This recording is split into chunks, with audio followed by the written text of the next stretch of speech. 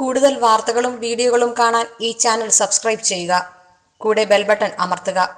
Please subscribe our channel. നമസ്കാരം. എല്ലാവരും വന്നിട്ട് പറയുന്നത് പിതൃദോഷമാണ്, എൻ്റെ മോടെ കല്യാണം നടക്കുന്നില്ല, പിതൃദോഷമാണ്, എന്തെങ്കിലും ദോഷം ഉണ്ടാവുമോ, പിതൃദോഷം കൊണ്ട് മറ്റ് ദോഷങ്ങൾ വീട്ടിലുണ്ടാവുമോ, പിതൃദോഷം കൊണ്ട് ദുർമരണങ്ങൾ സംഭവിക്കുക, ഇതൊക്കെ ഒരു ചോദ്യചിഹ്നമാണ്. പിതൃദോഷം ഉണ്ടെങ്കിൽ അവിടെ ദുരിതങ്ങൾ ഉണ്ടാവും, അത് സംശയമില്ലാത്ത കാര്യമാണ്. അത് നിങ്ങൾ ആദ്യം ശ്രദ്ധിക്കുക. പിതൃവിൻ്റെ ദോഷം ഉണ്ടെങ്കിൽ ചില ആൾക്കാർ പറയും മുജ്ജന്മയില്ല, പിതൃവില്ല, ഇങ്ങനെയൊക്കെയുള്ള ഒരുപാട് സെഗ്മെൻറ്റുകൾ, ഓരോ ആൾക്കാർ വിജയിച്ച് നിൽക്കാനായിട്ട് പല നിഗൂഢ തന്ത്രങ്ങളും എന്താ പറയുക ചെയ്യുന്നുണ്ട്.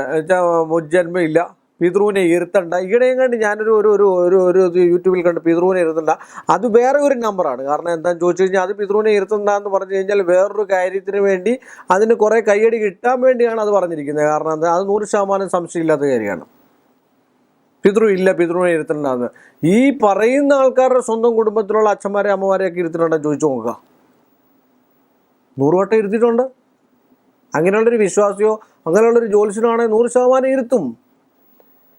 ഇതപ്പം മറ്റു രീതിയിലായിട്ട് വളച്ചൊടിക്കുന്ന, ഇതാണ് പറയുന്നത്. ജ്യോതിഷന്മാർ തന്നെ ചില കാര്യങ്ങൾ വളച്ചൊടിക്കുന്നുണ്ട്. നല്ല കാര്യങ്ങൾ നല്ലതിന് വേണ്ടി ചെയ്യണമെന്ന് ഞാൻ പറയത്തില്ല ഒരിക്കലും. പക്ഷെ സ്വാർത്ഥ ചിന്താഗതിക്ക് വേണ്ടി അങ്ങനെ ചെയ്യുന്നത് ശരിയല്ല. അവനവൻ്റെ പ്രൊഫഷൻ അല്ലെങ്കിൽ അവനവൻ്റെ പ്രൊഫഷൻ രക്ഷപ്പെടാൻ വേണ്ടി മറ്റൊരു രീതിയിൽ ഒരു സ്വാർത്ഥ ചിന്താഗതിയിൽ പിതൃവിനെ ഒന്നും വരുത്തേണ്ട, ആ കാശുണ്ടെങ്കിൽ വേറെ എന്തെങ്കിലും ചെയ്യുക, അനാഥാലയത്തിൽ കൊടുക്കും, അങ്ങനെ കൊടുക്കും, ഇങ്ങനെ കൊടുക്കും എന്ന് പറഞ്ഞാൽ ആ കാശുണ്ടെങ്കിൽ അനാഥാലയത്തിലും കൊടുക്കാം. അവർക്കും അവരുടേതായിട്ടുള്ള പങ്ക് കൊടുക്കേണ്ട രീതിയിൽ കൊടുക്കേണ്ട സമയത്ത് കൊടുക്കേണ്ട രീതിയിൽ കൊടുത്തു കഴിഞ്ഞാൽ ഒന്നും സംഭവിക്കത്തില്ല എന്നും പറഞ്ഞത് മാറ്റി വെക്കാൻ പറ്റുമോ? അങ്ങനെയാണെങ്കിൽ സ്വന്തം അച്ഛനോ അമ്മയോ മരിച്ചു കഴിഞ്ഞാൽ ആ ശവം അടക്കുന്ന കാശ് മതിയല്ലോ, നമുക്ക് വേറെ എന്തെങ്കിലും അനാഥാലയത്തിൽ പിന്നെ സദ്യ നടത്തിയേക്കാം, അല്ലെങ്കിൽ ദുരിതാശ്വാസ, അങ്ങനെ ആരും ചിന്തിക്കില്ലല്ലോ. അവനവൻ്റെ കാര്യം കഴിഞ്ഞിട്ട് മാക്സിമം ഉള്ള ആൾക്കാർ ചിന്തിക്കുള്ളൂ. അത് നമ്മൾ പറഞ്ഞു വന്നേ പിതൃ ഇല്ല എന്നൊക്കെയും മുജ്ജന്മം ഇല്ല എന്നൊക്കെ പറഞ്ഞു വളരെ വിരളമായിട്ട് കയ്യടി മേടിക്കാൻ വേണ്ടി മാത്രം പറഞ്ഞു നടക്കുന്ന ആൾക്കാരുമുണ്ട്. മുജ്ജന്മം എന്ന് പറയുന്ന സംഭവം ഉണ്ട് കേരളത്തിലെ അല്ലെങ്കിൽ ഈ ഭാരതത്തിലെ ജ്യോതിശാസ്ത്ര പണ്ഡിതന്മാർ കണ്ടുപിടിച്ചിട്ടുള്ളതാണ് മുജ്ജന്മം ഉണ്ടെന്നുള്ളത്. അതില്ല എന്നുള്ളത് പറയുകയാണെങ്കിൽ ഈ മരണമോ സഞ്ചയനോ മറ്റു കാര്യങ്ങളോ ഒന്നും നടത്തേണ്ട കാര്യമില്ല. അവിടെ പിതൃവുണ്ട്, ആ പിതൃവിൻ്റെ ദോഷമുണ്ട്, വിവാഹ തടസ്സങ്ങളുണ്ടാകാം, വീട്ടിൽ കുടുംബക്ലേശങ്ങളുണ്ടാകാം, കുടുംബാടസം ഉണ്ടാകാം, സന്താന ദുരിതം ഉണ്ടാകാം, സന്താനങ്ങൾക്ക് ഗതിയില്ലാതെ വരാം, ജോലി കിട്ടാതെ വരാം, മറ്റു കാര്യങ്ങളൊക്കെ പിതൃദോഷം ഉണ്ടെങ്കിൽ വരാം. ഏതായാലും രക്തബന്ധമാണ് പിതൃ എന്ന് പറഞ്ഞു കഴിഞ്ഞാൽ, അല്ലേ?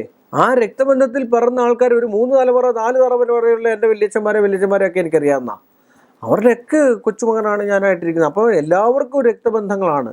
ആ രക്തബന്ധത്തിൽപ്പെട്ട ആളെന്ന് പറഞ്ഞാൽ പിതൃ തന്നെ എപ്പോഴാണെങ്കിലും ഒരു ചൈതന്യം കൊണ്ട് ഒരു എന്താണ് സ്വന്തം രക്തത്തിന് എന്തെങ്കിലും സംഭവിച്ചു കഴിഞ്ഞാൽ നമ്മുടെ ചോര തിളയ്ക്കുമെന്ന് പറയുന്നതിൻ്റെ കാര്യം എന്താ? അവിടെ ഒരു ബന്ധമുണ്ട്, ഒരു ബന്ധാവസ്ഥയുണ്ട്. അപ്പോൾ ഒരു മരണം കഴിഞ്ഞ പിതൃവുണ്ട്, ഒരു പെലയുണ്ട്. ഇതൊക്കെ സത്യസന്ധമായിട്ടുള്ള കാര്യമാണ്.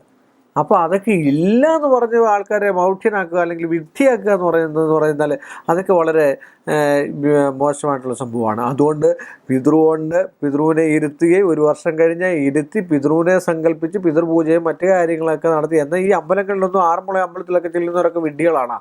അവിടെ പിതൃപൂജ നടത്തുന്നൊരു വിഡ്ഢികളാണോ? ഗുരുവായൂർ ചെന്ന് പിതൃപൂജ നടക്കുന്നൊരു വിഡ്ഢികളാണോ? കൊല്ലം ക്ഷേത്രങ്ങളിൽ ചെന്ന് പിതൃപൂജ നടക്കുന്നൊരു വിഡ്ഢികളാ?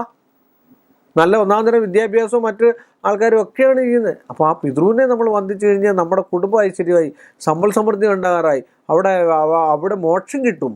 അതാണ് മോക്ഷം.